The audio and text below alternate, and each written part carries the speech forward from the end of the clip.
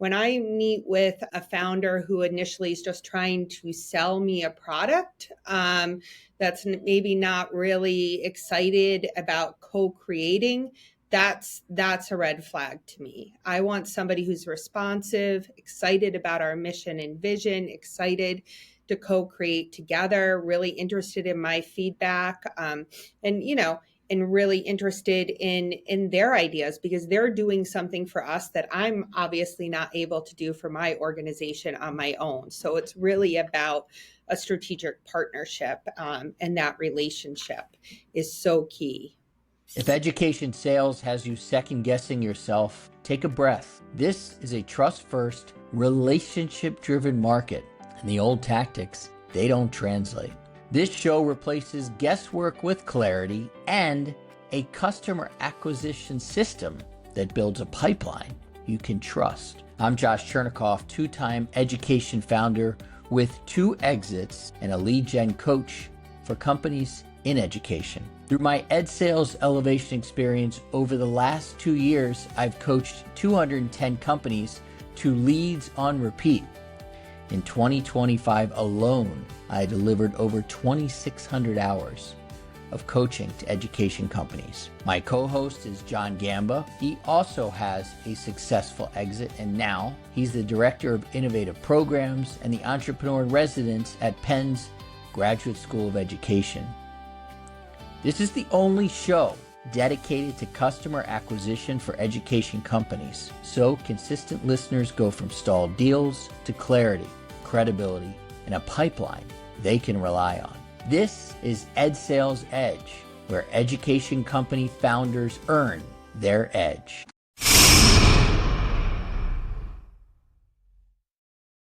Welcome to an edition of the EdSales Edge. Most education founders, they chase the big school districts. Been there, done that, and seen it a lot. The founders want the biggest budgets. They want the flashiest logos. But the traction doesn't come from the biggest. It actually comes from the perfect client. And if you're looking for what that looks like in real life, it's Dr. Brooke Olsen-Farrell, who happens to be my guest today. She's a superintendent. She's a national policy leader. She's a resilience expert and the kind of district partner who makes innovation not just possible, but inevitable.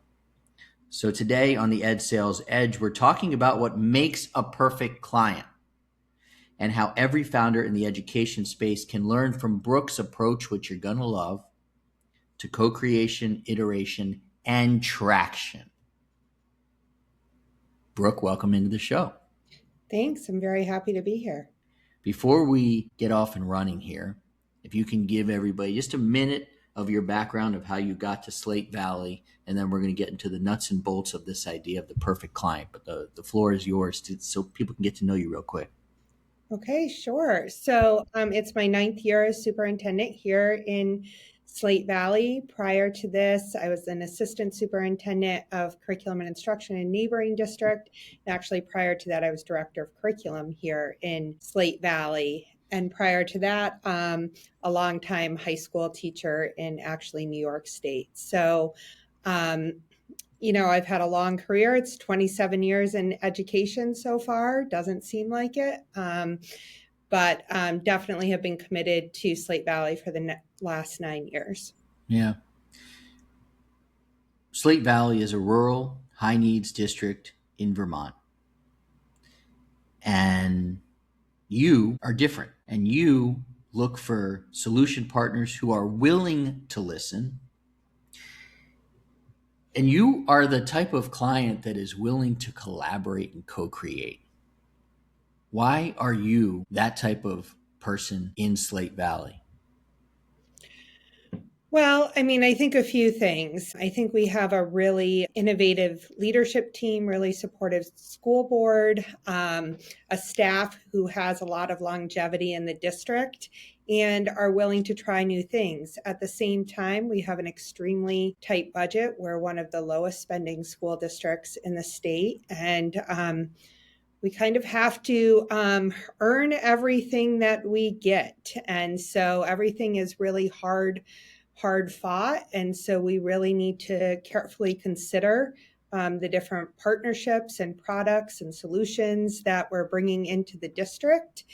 And sometimes that means working with new innovators on the ground floor because, quite frankly, we can, the price point is a little more tenable for our district, and also the willingness of new companies to really work with what our needs are and be flexible and listen to us as we try to find creative solutions to really complex issues that our school district is navigating. You are a perfect client in my eyes, in the eyes of the 170 other members of our community who have been through the EdSales Elevation experience and counting, because you don't wait for RFPs, you partner early, and then you give founders critical feedback while they're testing impact in your school district. Is it important then for you to find your perfect partner? I mean, not every solution provider is going to want your feedback. Absolutely. So for me, I look to individuals or companies who are willing to make that personal relationship, get to know me as a leader, get to know my team, get to know my district, really understand what our goals are and our mission is as a district, and be willing to listen and adapt to our needs. And so those are some things that are really critically important to me. Where does resilience fit into that whole story? Because I can look at it from a few different angles, and I'll say, from the having been run an aftercare company here, you got to have resilience when working with a partner like you. The company will grow, so will you, but you got to have the resilience to say, thank you for the help, thank you for the feedback. Let me see what I can do with that. So where does resilience fit in? Because I know that's in your story. Yeah, absolutely. I think it's one of the key cornerstones actually in our district, and how we've been able to progress as a district in the last couple of years, which has been pretty remarkable considering our funding and our resource availability, as well as some outside influences that have created some negative circumstances within the district. But it's about focusing on hope, optimism for a better tomorrow, being great listeners, willing to adapt and change and not be static and insular in our thinking. I always encourage my leaders, my staff, to get out of the district, to talk to other people, to learn new things, to bring new ideas back, and be unafraid to really try some new innovative things out. And so really have given a lot of permission for that creativity within the district. And you can always encourage your staff to go out and try new things. But as we talked about kind of in our pre-show interview, there's always going to be Mrs. Smith, the veteran teacher who does not like change. So how do you, as a superintendent, work with Mrs. Smith, and how does our audience, of founders and entrepreneurs handle Mrs. Smith? Yeah, well, I think first of all, you really need to have a leader that's excited about the work, and is hopeful and optimistic, because our teachers and our staff really pick up on our emotions, right? And so as leaders, so I think if we are optimistic, I think that goes a long way and are excited about a product. The other thing is, I would start with staff that are excited, right? Like, so, we're partnering with a new company now, Swift Score, around teacher evaluation. So really talking with teachers who are excited to try out this new technology, this new model, working with principals who are excited to try it, and then slowly grow that to the rest of the staff. You're always going to have the quote unquote Mrs. Smith, but you just don't want an entire faculty of them, right? So you really have to grow the excitement within the organization, but it's really important how you model and show up as a leader in that work.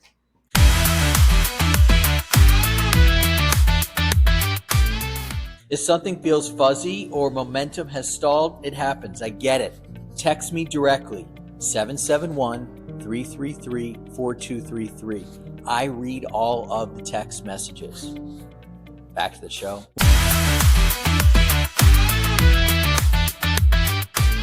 What do you look for in a Swift score or some of the other earlier stage, more eager to co-create founders that you work with?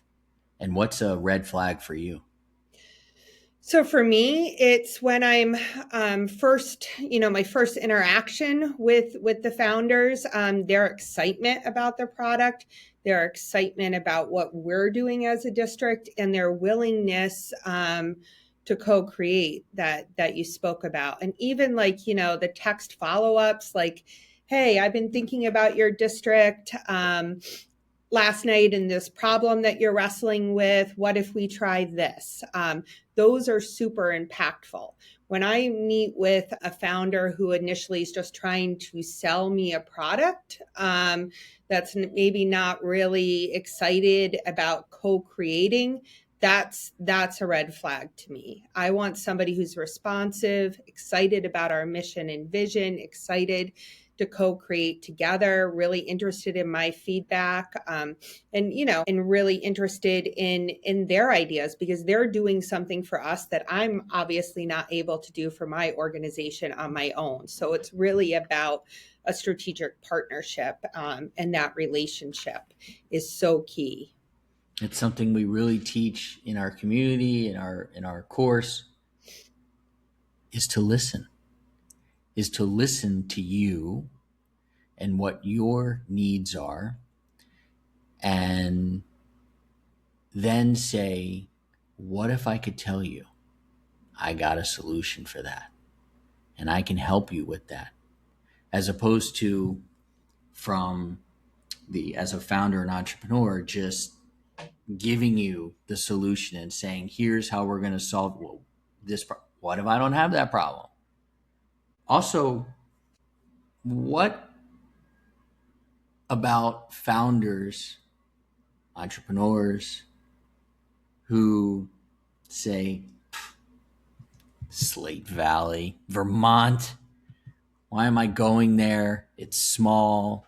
Well, I'll tell you why, and then I want you to follow up, is that you're not just a superintendent.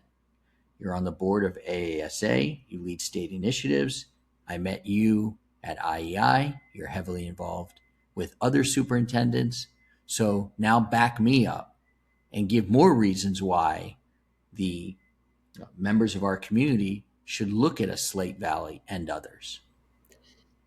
So again, I think it's about relationships and connections. I think there's many of us who lead small rural or even urban districts, small districts that have a lot of networking experience, have a lot of influence on the state and national level, and are able to make connections.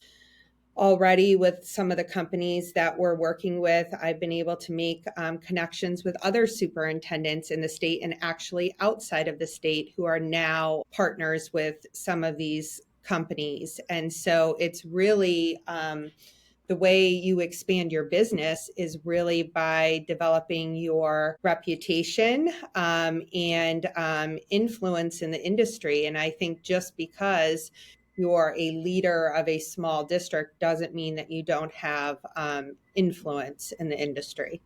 And in fact, not only do you have influence as a co-creator, you potentially become an evangelist for the person who was willing to listen, for the person who sent the text message, for the person who changed this and that to work for Slate Valley? What about being evangelists for our people who are in our community? How important is it to have an evangelist like you, assuming everything works out? Yeah, I mean, I think it's super critical. I mean, I can tell you when I first started as superintendent 9 years ago, or even when I was in my assistant superintendencies and directors of curriculum, companies, would call.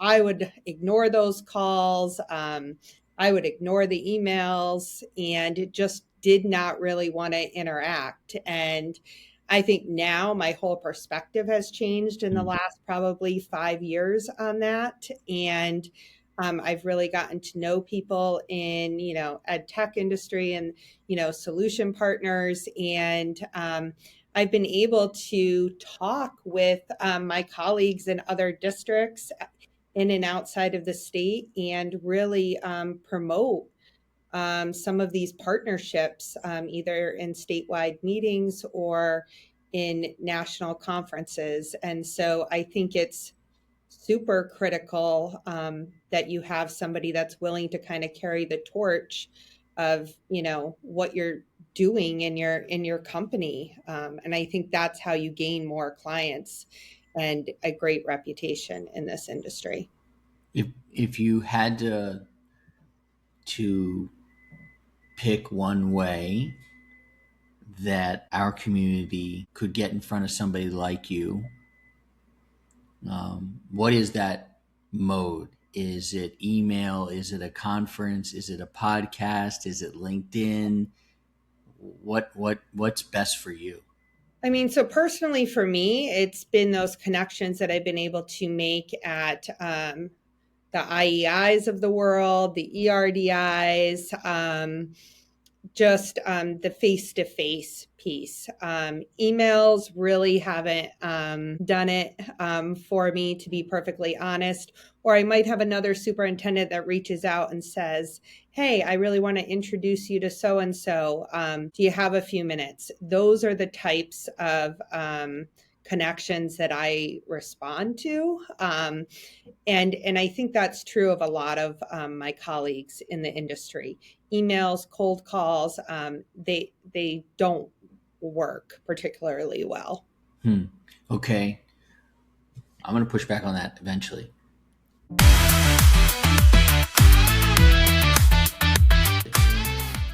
The Perfect Client Builder is a practical framework that's going to help you get that perfect client right, get your messaging right, and get your confidence way up. All you got to do is text us 771-333-4233 and we'll send it right to you. Now, back to the show.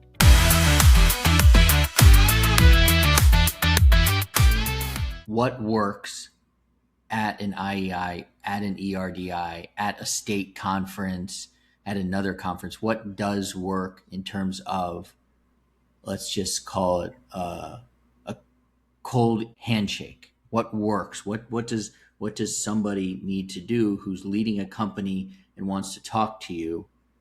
What should they do, even if it's just a cold handshake? So I think it's just, again, being interested in my school district, regardless of the size, only 1,200 kids, but showing an interest in our district, not just an interest in the product that you're trying to sell me. So an interest in our individual organization. And what we're working towards. I think that has been super impactful in my conversations. Certainly, one-on-ones that I have at conferences, certainly depending on how those go and if there's a match to what, some of the things that we're struggling with and the vision of the company, then certainly that might work. But it's really that feeling I get when I walk away with that first introduction. My pushback is that if it's a handshake, somebody who doesn't know you, if it's an email, if it's a LinkedIn connection, they need to listen harder than they pitch. And so I believe that there are ways to craft an email, to craft a LinkedIn connection that can begin to engage you. We did an episode on this earlier this year, whereas basically George Costanza do the opposite of everything you've done before, which is just listen first. And you need to listen first in person, you need to listen first in an email, you need to listen first in a LinkedIn connection. That's my pushback. Now you tell me what you think. Yeah, no, I would agree. I think, but I also think those emails that I'm more likely to respond to have, they feel like a personal email. Like, we noticed this about your district. We see you're working on this. We could be a match. Those emails that are just like, we'd like to schedule, a brief phone call on, this because I'm trying to sell this. Those are things I tend to ignore. I mean, honestly, I'm getting 25, 30 of them a day. So I need an email that like stands out, right? Like it knows and that I know that the person on the other end knows the client that, they're trying to get. I think that if our clients recognize that one pilot with somebody like you can lead to, 10 warm introductions to other school districts, then you will take the time to write that email, to research, to write a very strong LinkedIn connection. So that first implementation needs to feel like a win and a case study. People cannot be there to just offer a pilot. We need to use the other word. This is a partnership. And you bring it as well as a partner. And that's super important.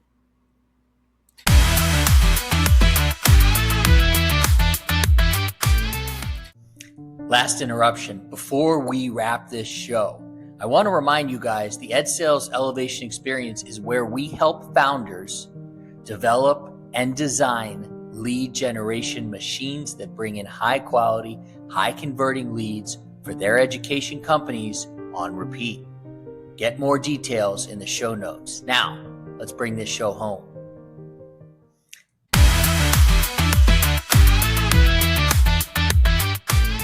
Have you had a situation where you had a pilot that became a real partner, where it was the springboard for that particular company to get your endorsement, to get those other introductions, to grow their company? Can you talk, you don't have to use names or whatever, but just kind of tell the scenario?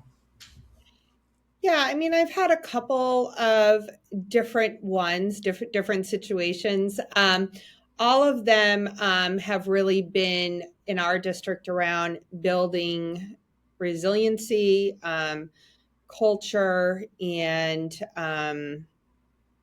a better workforce, so workforce development. And so those are the areas, and probably 3 or 4 companies that we've partnered with in the last 4 or 5 years that are new to ed tech, that we've been really able to have a true partnership and really grow that partnership. And then as a result, colleagues of mine have taken interest and have signed up to also be a partner, which is great because it also grows kind of a cohort of like-minded individuals, like in our state in Vermont, that are all partnering with the same company. So we can collaborate on some things too on our end, on the school district end.